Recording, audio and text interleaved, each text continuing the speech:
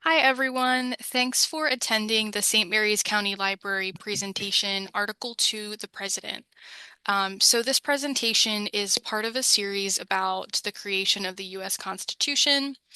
Tonight, our speaker, Dr. Jim Gibb, will be presenting on Article 2 of the Constitution, which is all about the roles and responsibilities of our president. Okay, and then Jim, would you be able to talk a little bit about yourself for anybody who's new here? Yeah, and I intended to anyway because I had a caveat. Yeah, I'm Jim Gibb, archaeologist. This month is the 50th anniversary of me being a field archaeologist. I was temporarily Mm. misassigned 50 years ago. I should have been a librarian. Uh, my thing is archaeology. So my caveat here is that I am not a constitutional historian or historian at all. I'm just a guy who's kind of interested in how our country began and how it at least is supposed to work. So, unless you have any other questions, that should do it for now. As always, I like to start off with a quotation, and this is from George Washington in his farewell address. So he'd finished his second term of office as president. Then he says, promote then, as an object of primary importance, institutions for the general diffusion of knowledge, a phrase that actually appears in the Smithsonian and the initial gift by James Smithson to the people of the United States. In proportion as the structure of a government gives force to public opinion, it is essential that public opinion should be enlightened. Our founding fathers were very into education. So yes, this is part six in what became a nine-part series from original six-part, the presidency, and it starts off with this little quotation: "A more dangerous monarchy, an elective one," and I'll the context for that in a moment. So a couple of questions as we begin, and these are questions that are very current right now. What is the role of the executive branch? Remembering, of course, we have three branches of government that are not really equal. They're kind of quasi-independent, but they feed upon one another. Um, it's not the three branches aren't really very easy to break apart because they all have some influence over one another, and that's the checks and balance system. So, what's the role of the executive branch? Is it to execute the will of Congress, which was the understanding of many of the framers in 1787? The president was basically, Congress would pass laws and they'd say, okay, president, go execute them. Or is the role something separate and independent? Has it changed over the centuries? These are reasonable questions to ask. When you read James Madison's notes on the Constitutional Convention in 1787, the words tyrant and tyranny show up all the time. These folks were very concerned about a somebody grabbing power, becoming a tyrant, setting himself up as a king. It shows up throughout the notes. It shows up in all kinds of newspaper discussions at the time. This was a major concern for uh, the convention members. George Mason referred to the presidency as a more dangerous monarchy, an elective one. So this is actually a quote that came out of James Madison's notes on the Constitution. All right.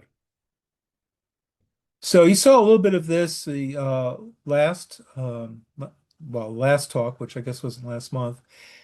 The U.S. Constitution, accepting the 27 amendments, consists of about 4,500 words. How many words exactly really depends on whether you include headings or whatnot, but it's about the length of a 16-page college term paper, double-spaced, 12-point Times New Roman font with the appropriate margins and all that. About 26% of it is actually devoted to Article 2. 51 or 52% is devoted to Article 1, which is the legislative branch. And there are reasons for that we'll talk about as we go through this evening. Article 1, the legislative branch, has 10 sections. And I covered that in the last talk. And to my mind, it was kind of a slow, tedious talk because Article 1 has so much in it. It's hard to spend a lot of time dissecting each of those parts. Article 2 is easier to dissect, and I find that more interesting because it has only 4 sections and it's half the length. Article 3, which we'll do at the end of this month, um, is even shorter. So we'll be able to delve into that. So here's a table. Again, I showed this last month, a breakdown. Again, the number of words varies somewhat depending on how you count them, but 50% of the words, 51% of the words apply to Article 1, only 23 to 26% deal with the executive, 9% judicial, etc. So the emphasis in the Constitution, again, without considering the 27 amendments, is really the legislative branch. So, Article 2 talks about the prerogatives, responsibilities, and powers of the office of the president, and we'll get into that. But it lacks the detail that Article 1 has for the legislative branch. And so we're going to explore Article 2 and some of the convention discussions that resulted in what we see in the U.S. Constitution. And it's kind of in my way here, but I have a note here, but uh, there really isn't. Last month, I talked about Article 1 and the enumerated powers, and also a list of things that Congress was not allowed to do. Article 2 for the president doesn't have that. It lists some things, responsibilities, but it doesn't have that kind of detailed list. So let's start off with Section 1 of Article 2, the office of the president. It's very clear from this, as well as the discussions at the time, that the president was considered an officer of the United States. Okay? As are the cabinet members, vice president, etc., the Speaker of the House. These are all officers of the United States. That came up, I think it was a few years ago, whether or not the president was an officer of the United States and was therefore subject to aspects of the Constitution. And there really isn't any doubt. Section 1's divided into 8 subsections. The first one being executive power. What is that? And the 4-year term of office. In the original Virginia plan, you'll have to remember back a little bit when we're talking about the Constitution in general. What the convention debated essentially was the Virginia plan, a series of 15 resolutions presented by the state of Virginia by way of Governor Randolph of Virginia. And so this section pertains to what would become the presidency. And for throughout most of the convention, they've referred to it as the executive, the national executive. Resolved that a national executive be instituted to consist of a single person, and this was debated whether or not it should be one person, 2 people, or 3 people, with power to carry into execution the national laws, to appoint to offices in cases not otherwise provided for by Congress, to be ineligible for a second time, and to be removable on impeachment and conviction of malpractice or neglect of duty, to receive a fixed stipend by which he may be compensated for the devotion of his services, etc. And so this was discussed by the Committee of the Whole. Remember from last time or time before, what the convention did was they turned into a committee of the whole to discuss these things rather than sitting as a convention. By using the status of a committee of the whole, they could discuss things freely and they didn't have to abide by, strict rules of order other than those they set for themselves. But chosen by the look at the first phrase, the national executive they proposed would be chosen by the national legislature. That is, Congress would pick the president. The term would be for 7 years. And as I noted earlier, effectively the president was supposed to execute the will of Congress, and Congress made its will known through the passage of legislation.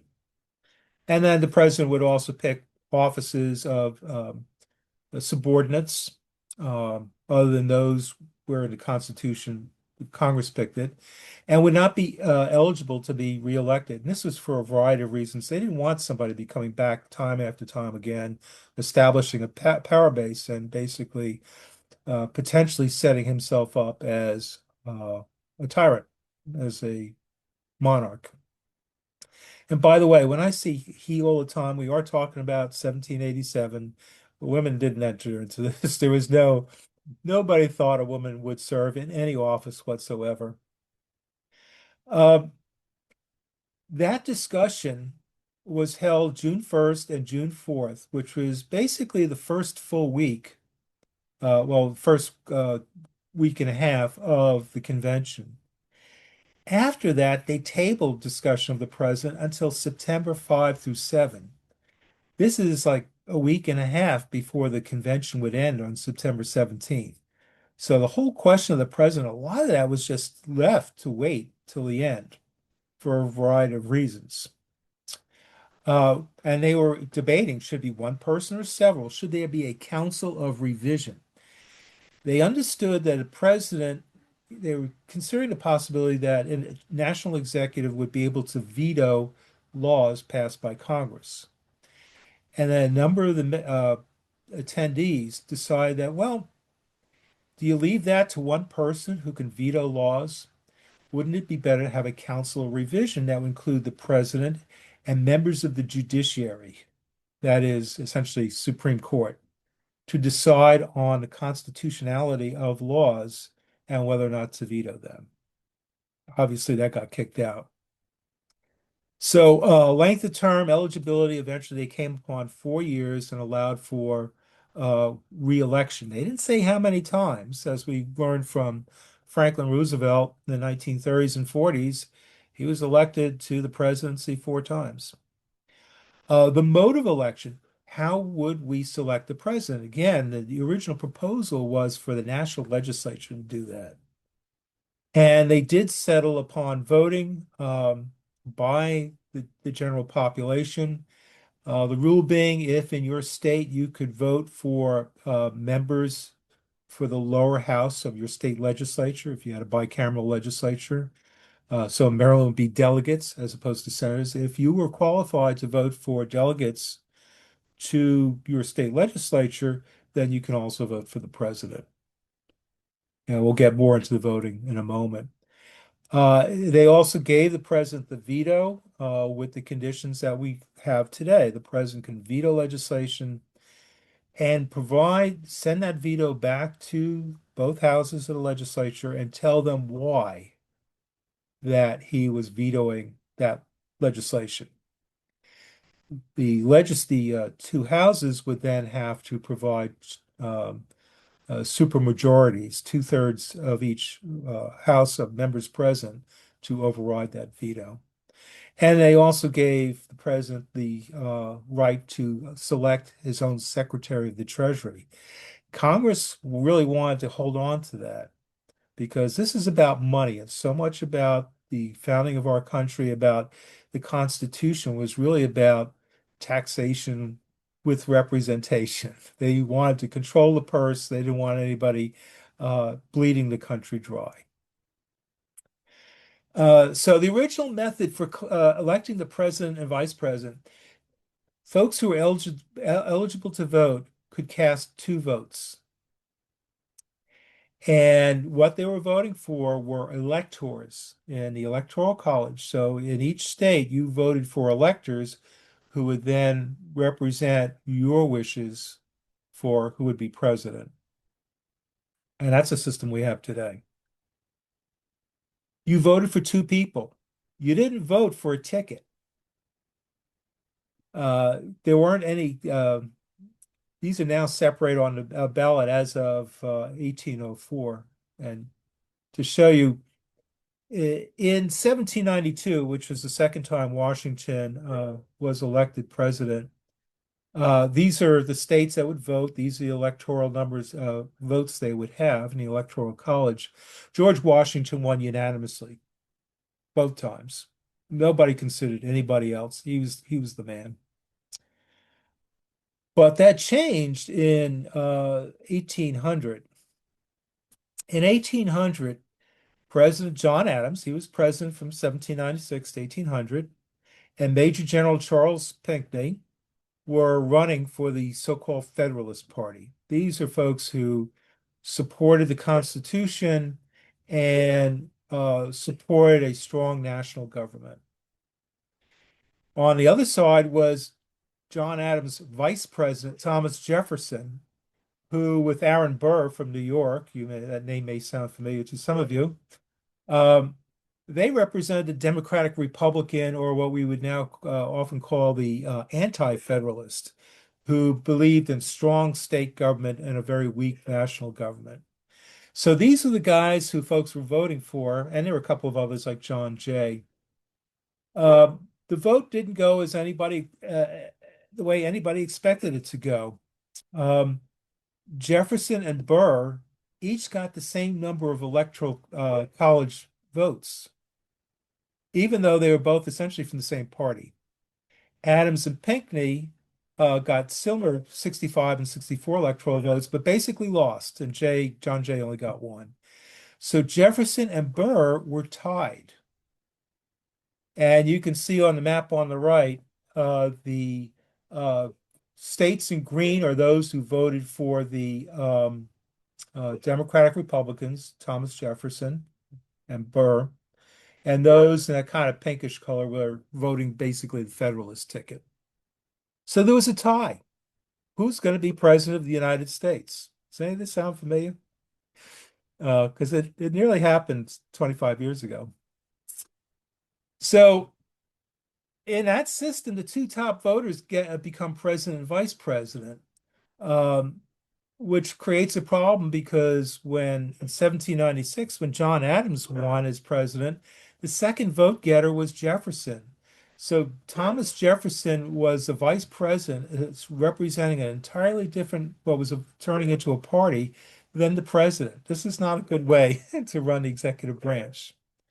Um, but there's this tie, Jefferson and Burr, and per Article 2, Section 1, subsection 3, that meant the election got thrown into the House of Representatives. Again, we've seen aspects of this in recent history, but each state in the House of Representatives, no matter how many representatives they had for each state would get one vote. This is very much like the Confederation, where each state got one vote. So each state would get a vote in what's called a contingency election. They went through 36 rounds of voting over 6 days before Thomas Jefferson finally won. He won 10 of the 16 states. He won because he got help from Alexander Hamilton, even though Hamilton was from the opposite party, an arch federalist. He supported Jefferson because he claimed that, quote, it was better to select a man with bad principles rather than one with none. So sort of damning Aaron Burr there. But it was chaotic. Here we are, getting close to March 1st and March 4th, which was inauguration day back then. And it wasn't clear who the next president of the United States was going to be. Because of that, we we passed the 12th Amendment in 1804 that required separate votes for the president and vice president. So it wasn't the top two. You voted for a president and vice president. And that supposedly solved the problem. I'm not sure it did entirely. The qualifications for president were, as they are now, you have to be at least 35 years old. You have to be 14 years resident in the U.S. That means you can't have lived abroad and then come back and just lived here for a few years and run for president. Interestingly enough, in Section 4, subsection 4, there's no mention of qualifications for the vice president. The vice president is the heir apparent to the president should something happen to the president. We run the risk of having a president becoming disabled or dying in office, and his constitutional successor doesn't meet the minimum qualifications for being president. This was a massive oversight in writing the Constitution. And it's also a bit of a lesson to all of us. The Constitution, in many ways, is a fabulous document created by some really smart, well-informed people, but it's not perfect. They understood it wasn't perfect by allowing us to amend it. Article 5 of the Constitution allows us to amend it. But there's some bonehead mistakes in here too, and this is one of them. Um, the time for elections was from November 1st through December 4th. It's a full month.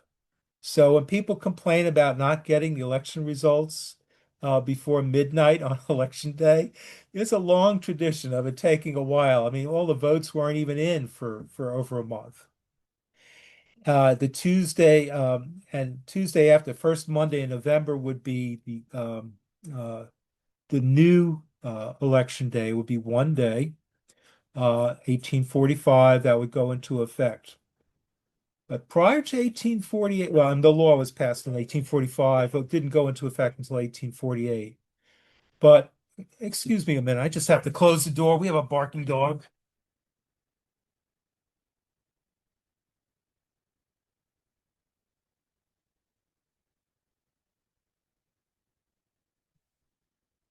Sorry about that. I would have muted my mic, but that wouldn't work. So the law was passed in 1845, the Presidential Election Act, and that changed election day to what we now know as election day, the first Tuesday after the first Monday in November. Um, Replacing the president.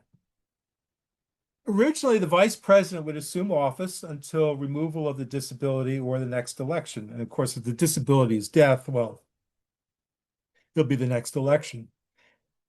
The 22nd Amendment, I'm sorry, that should be the 12th. I got too many X's in there. The 12th Amendment corrected the oversight in requiring a vice president to have identical qualifications as president. It's like, I think, the last sentence in a fairly long amendment by amendment standards. And it's just sort of in there kind of discreetly. It's like, oops. Uh, in 1886, we have the Presidential Succession Act, where it stipulated the vice president would follow the president and be the vice president, if unable to take on the task, would be succeeded by, in order, Senate-approved secretaries of state, treasury, and war, then by the Attorney General, Postmaster General, Secretary of the Navy, and then Secretary of the Department of the Interior. None of these people were elected. They're Senate-approved cabinet officers, but none are elected. The 20th Amendment in 1933, well, we'll go with the 20th Amendment, changed the term of office. The term begins for the president on January 20th at noon, and that's what we have today. January 3rd would be the beginning of the new Congress. Again, that's what we have today. Why did they do that? Well, if there's a dispute, if there is a tie in the election that Congress has to decide, you want the newly elected Congress to make that decision. But the old system, Congress and the president both start on March 4th. So if a tied election gets thrown into the House, it's same House. They haven't changed guard yet. So this new system allows a new Congress to be seated, and then if there's a decision like that that needs to be made, they make it, and they have till January 20th to do so.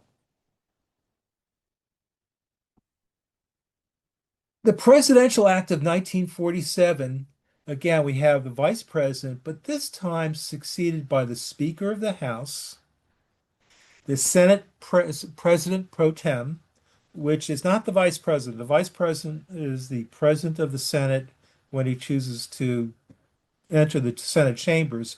But normally, the job of presiding over the Senate is the president pro tem, who's generally the oldest dude in the bunch. All right. And then come the Senate approved secretaries of state, treasury, war, the attorney general, postmaster general, secretaries of the Navy, Department of the Interior, then agriculture, commerce, and labor, which were all three new departments under Franklin Roosevelt's administration. But with the 1947 Succession Act, that meant that the persons succeeding the vice president, the Speaker of the House, and the Senate President pro tem would at least have been elected by the people. Now, the problem with that, of course, is the Speaker of the House, let's say for argument's sake that the Speaker of the House is the sole representative for the state of Wyoming. Wyoming has a population of under 600,000 people. That means you would have somebody who's at least acting president of the United States who is only elected by some subset of 600,000 people. To give you a sense of scale, Washington, D.C.'s population is up around 700,000, which is close to the average size of a congressional district. Amendment number 22 limits the president to two four-year terms. The exception is if you fill a vacancy created by your predecessor, let's say through death, if you serve no more than 2 years of that person's term, then you're eligible for two terms in your own right. If you serve more than 2 years, then you're only eligible for one additional four-year term. The only time well, it's probably come up a few times actually, but most recently it would be Harry Truman, who replaced Franklin Roosevelt just a few months into Roosevelt's fourth term. So if this amendment had covered Truman, the amendment wouldn't have covered Truman because he was exempted because he was already in office, but applied to after he left office. And of course, the 25th Amendment provides for the cabinet to remove the president of the United States if they find there's a disability. It's subject to appeal, but cabinet notifies the heads of the two chambers in the legislature. The president who's removed, assuming he hasn't died, could appeal. He's given a certain amount of time to appeal. And then if that president could then show the disability has been removed, then that president can return to office. Okay, president's salary, not very interesting, really. It's stated that the president's salary would not change while in office and that the president would be paid directly from the Treasury. It was an old trick during the colonial period for colony legislatures to withhold the governor's salary and other officers, their salaries, if they didn't do what the people wanted. And this part of the Constitution basically insulates the president, if his salary is at issue, from not being paid. It does say it does say also in Article 1 of the Constitution, we talked about this last time, no title of nobility shall be granted by the United States, and no person holding any office of profit or trust under them. That means any office, any officer of the United States shall, without the consent of Congress, accept of any present emolument, office, or title of any kind whatever from any king, prince, or foreign state. You've heard a lot about this recently, the so-called emolument clause. This is what it's all about. The president gets a salary. That's all a president gets. A president might have investments. Well, I imagine most of them do, and that's usually kept in a blind trust. So officially, the president gets one salary paid by the Treasury, nothing else from anybody from any other state. So Maryland can't slip the president a $10 bill and ask him to do something.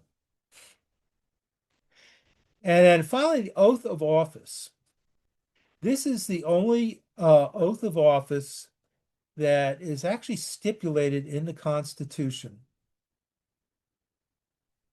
It says, I do solemnly swear or affirm, if Quakers or other people with religious scruples may not want to swear, so you can affirm, same thing as if you're in court, that I will faithfully execute the office of President of the United States and will, to the best of my ability, preserve, protect, and defend the Constitution of the United States. Preserve, protect, and defend. And also from Article 2 of the Constitution, uh, he shall take care that laws be faithfully executed and shall commission all the officers of the United States. He shall take care that the laws be faithfully executed. There is no carve out here for anybody. In terms of taking the oath of office, typically it's a grand affair with you know all kinds of politicians and dignitaries. This is a photograph of Franklin Roosevelt, his first inaugural, 1933, taken, I think, on the eastern steps of the Capitol building. That's traditionally where inaugurations were held. More recently, they moved to the west side of the Capitol building. And the Chief Justice of the United States is uh, Chief Justice Charles Hughes is administering the oath of office. This is a grand ritual. It, however, is not stipulated in the Constitution. The Constitution says the president must take this very specific oath. And some of you may recall that Chief Justice John Roberts mixed up the word order when he administered the oath of office to President Obama. And so, in a private thing afterwards, President Obama retook the oath of office to make it official because technically he didn't follow the exact wording. However, who administers and where it's administered, uh, the Constitution does not say. Uh, in 1963, Lyndon Johnson took the oath of office, obviously on an aircraft, probably the Presidential Air Force One, and it was administered by a federal judge, Sarah Hughes. Um, Calvin Coolidge, after the death of Warren Harding, took the oath of office.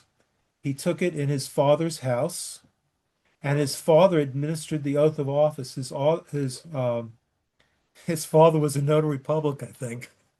So it just has to be a responsible, I think it has to be a federal person in the judiciary. But basically, uh, what we see as the inauguration is sort of a really blown up ritual that's not stipulated in the Constitution. The powers of the president, obviously military powers, selecting cabinet, has the right to reprieve or pardon people. Uh, He shall be commander-in-chief of the Army and Navy of the United States and of the militia of the several states when called into the actual service of the United States. So the president can nationalize a state guard unit, and he would be their commander-in-chief. He can require and probably should require the opinion of the various officers under him, specifically cabinet officers, on subjects that supposedly they have greater command of than does he. And he shall have power to grant reprieves and pardons for offenses against the United States, except in cases of impeachment. So a president cannot pardon somebody who's been convicted of a state crime, only those convicted of federal crime, and cannot pardon somebody who has been impeached. We've impeached, I think maybe 10 judges over the last couple of hundred years and some. Uh, because impeachment is not a criminal proceeding, it's a political proceeding.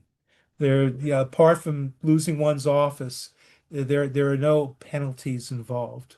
Now, a person who's impeached can then be criminally charged, perhaps, but impeachment is not criminal and therefore is not pardonable.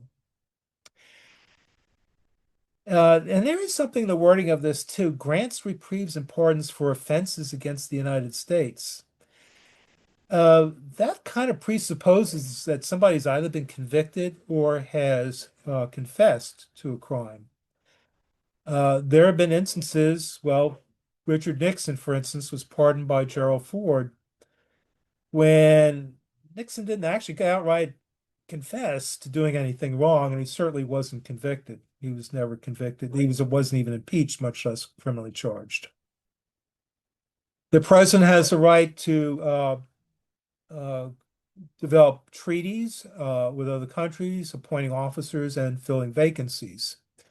With treaties, he shall have power by and with the advice and consent of the Senate to make treaties provided two-thirds of the senators present concur.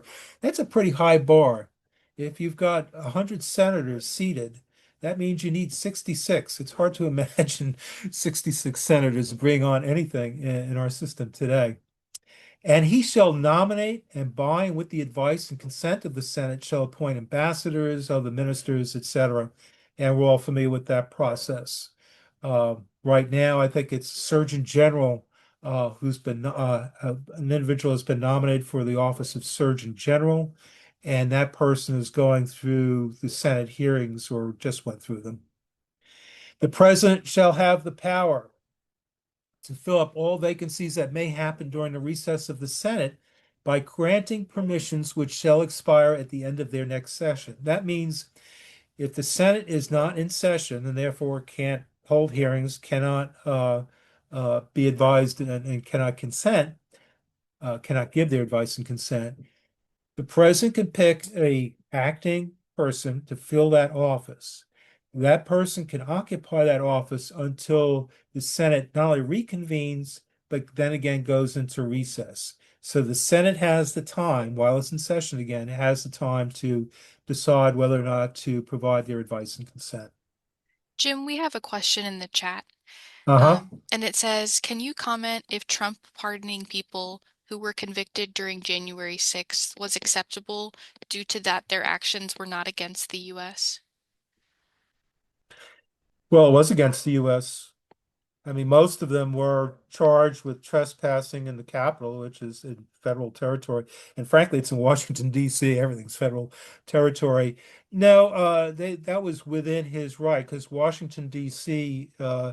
Is is not a state. It is controlled by the federal government. So he's within his right technically, but it does bring up that issue with the Constitution. Is the Constitution only that which is written in the main body and the 27 amendments? Or is the Constitution something beyond that? Does it include traditions? Does it include legal opinions? Does it, all sorts of other things, the way, for instance, the British Constitution works? So what he did, was it constitutional? I think that's a matter of debate, but not because they weren't convicted of federal crime. They were. I hope that answers your question. Okay. What are the responsibilities of the president? Well, it's fairly short. He shall from time to time give to the Congress information of the state of the Union and recommend to their consideration such measures as he shall judge necessary and expedient. So the president is required annually, well, it doesn't even say annually, from time to time, he's supposed to do is, provide information on the State of the Union. There's no specifics of there. There's nothing about him appearing before the joint sessions of Congress, the joint houses of Congress. Uh, the President of the United States could scribble out something on a soiled cocktail napkin and send it to the Speaker of the House and the President pro tem of the Senate, and technically would be in compliance of Section 3. And again, it says from time to time, it doesn't say annually. Those are that annual State of the Union, in a way, is kind of part of our Constitution, even though it's not in the Constitution. It's in there as a matter of tradition. There may be some statute law there too. I don't know. I'm not a lawyer, but it's not in the Constitution. He can recommend laws to Congress. The president, however, is not a legislator. He can write laws, write bills, and send them to somebody in either house. If it's a money bill, it should go to the House of Representatives first. But the president is not a legislator. He may, on extraordinary occasions, convene both houses or either of them, and in case of disagreement between them with respect to the time of adjournment, he may adjourn them to such time as he shall think proper. Um, I'm unaware of this actually ever being exercised, but I wouldn't be surprised if it were. In a state of emergency, for instance, if either or both houses are in recess, state of emergency, a president could certainly call both back into session, or presumably their leadership would have done that. Uh, December 7th, 1941, uh, somebody had to call those guys back into Congress because they had some decisions to make. Uh, he shall receive ambassadors. He is our, the person who links us with the rest of the world and other public ministers. He shall take care that the laws be faithfully executed. That's an important phrase because there are no carve-outs there. He shall take care that the laws be faithfully executed. Executed, that means applied to everybody. There are no exceptions to this section of the Constitution. And he shall commission all the officers of the United States. Impeachment. Um, the way impeachment works is the House of Representatives, through a majority vote, um, uh, passes on terms of impeachment, those crimes of which a president or a cabinet member or a federal judge, it doesn't just apply to the president, could apply to the vice president, but that an officer can be impeached by the House of Representatives. The House of Representatives then delivers that charge or those charges to the Senate. The Senate sits as basically a jury presided over by the Chief Justice of the United States, if it's the president. I think I'm not sure who would need to be what judge would have to preside over any other kind of impeachment. And cases are made just like in a court of law. It looks a lot like a legal proceeding, but it is not. It is a political proceeding. And the Senate, if they convict, and they use that word convict, the officer, which could be a judge, vice president, president, whatever, if they convict that person then loses their position. And they can also decide to prohibit that person from ever again having an office of trust in the federal government. We This, yeah, have another question. It says, are executive orders legal? they're legal. I don't, they come under statute law. They're not in the Constitution. There's a lot that's not in the Constitution.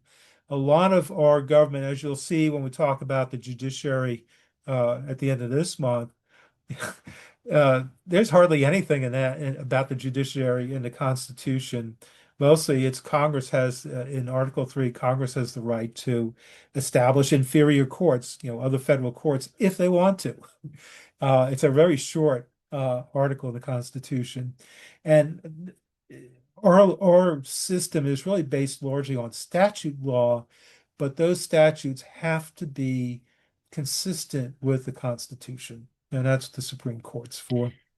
And then there's also a question that says, what percentage of the House and Senate are needed to pass an impeachment decision? I think it's two-thirds. It's either 60 now, or two-thirds. I don't recall offhand. It's a pretty insurmountable, and that goes for judges too.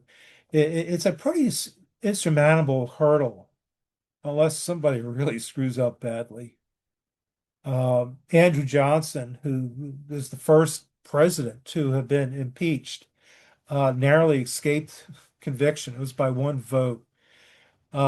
And he ticked off a lot of people. He was a Southerner, Tennessee, from Tennessee, I think, as Lincoln's vice president, became president after Lincoln was assassinated. Yeah, not a big supporter of Reconstruction, and he was dismissing. I think it was a cabinet secretary, and the Senate wasn't crazy about what he was doing. But he was impeached, but not convicted. Uh, so a high bar. Um, So the wording is the president, vice president, all civil officers of the United States, quote, shall be removed from office on impeachment for and conviction of. So not just impeachment, not just charged, have be convicted of treason, bribery, here's the classic, or other high crimes and misdemeanors. So again, it's not a criminal proceeding. There are no legal penalties. There's no depriving of life, liberty, or property. It's like a lot of our Constitution and quite a few of our laws, a little bit vague in how it's written. You know, first of all, what is a high crime? They've already mentioned treason and bribery, so there are other crimes other than treason and bribery that count as high crimes. Well, what the hell are they? And also, does the modifier high also apply to misdemeanors? Are there high misdemeanors or is it just misdemeanors? Um, you know, I don't know, constitutes a misdemeanor in the state of Maryland, but I'm sure it's not hard to be charged and convicted of a fairly low-level crime. Is that what they had in mind? I don't know. The Constitution's mute on that point.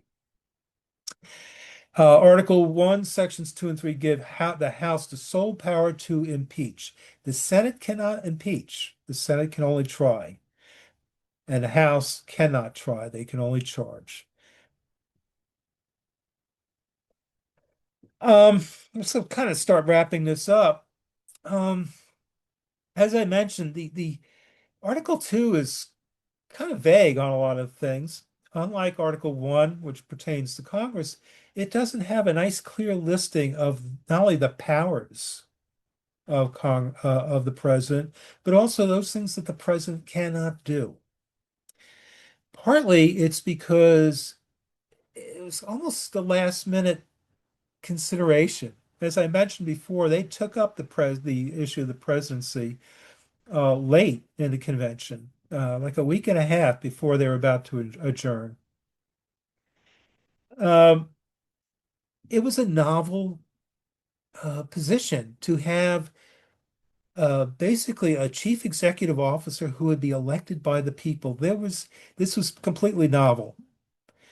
State governors, more often than not, were elected by the legislatures, not by the population at large.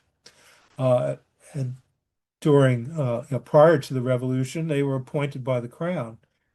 So this was really a novel situation. They weren't quite sure how to handle it. The other problem is, despite they talked a lot about tyranny and whatnot, but they were a little reticent to talk about, the potential evils that this office holder could get into. The reason being because of this guy you're looking at right now. He was the president of the Constitutional Convention.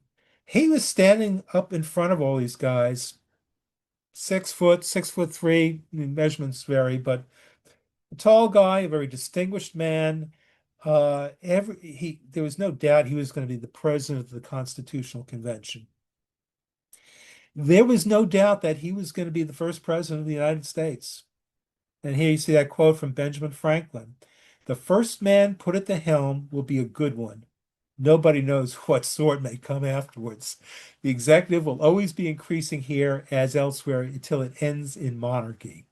Ben Franklin, always the optimist.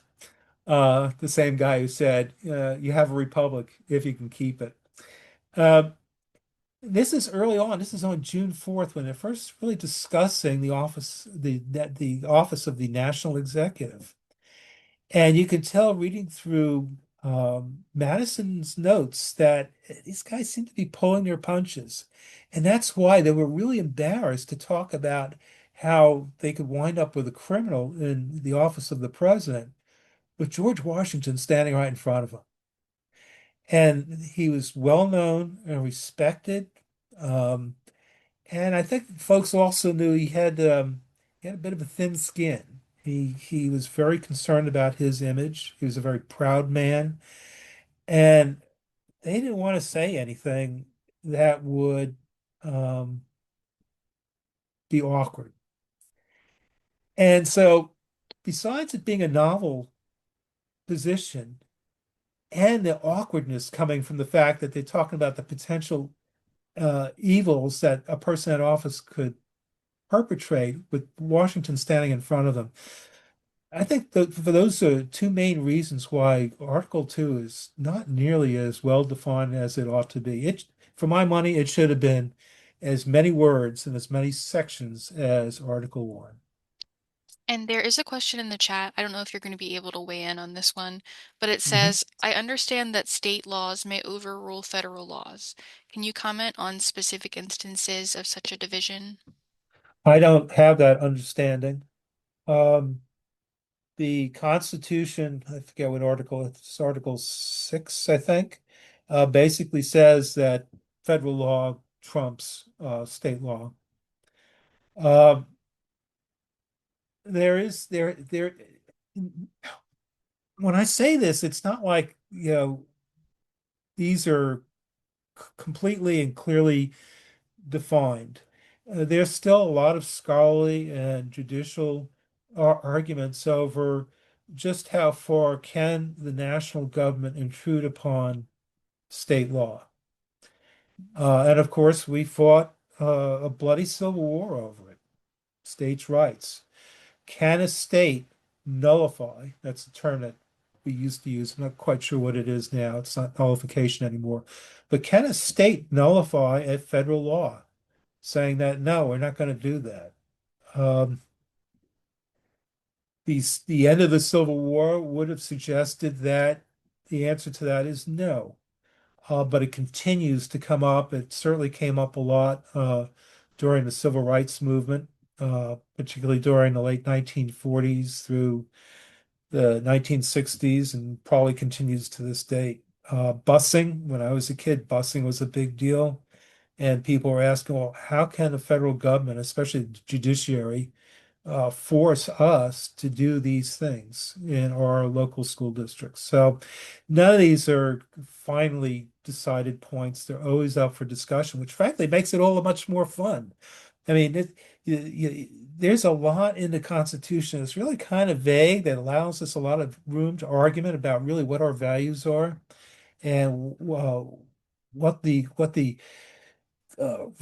contrasting roles of state and federal government are. They're constantly being renegotiated. So when I've been talking about this whole series and will continue for the next three talks, these are one person's view of things. I'm not a constitutional scholar. I'm not a lawyer.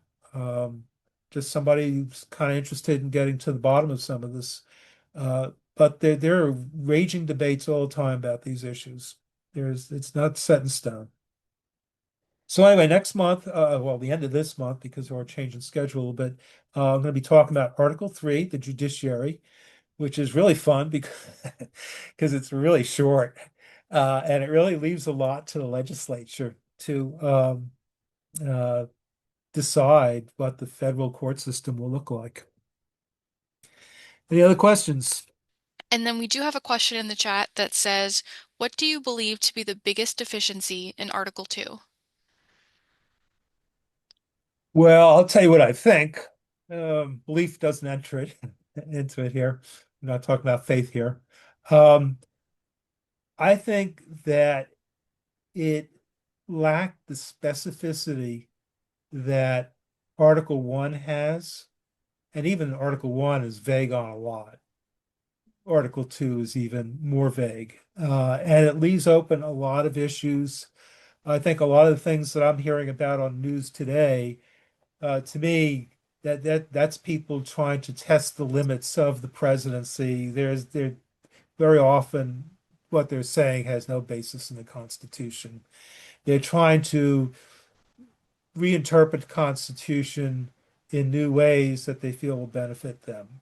But these are all kind of novel uh, things that are being brought through the court system and to the Supreme Court.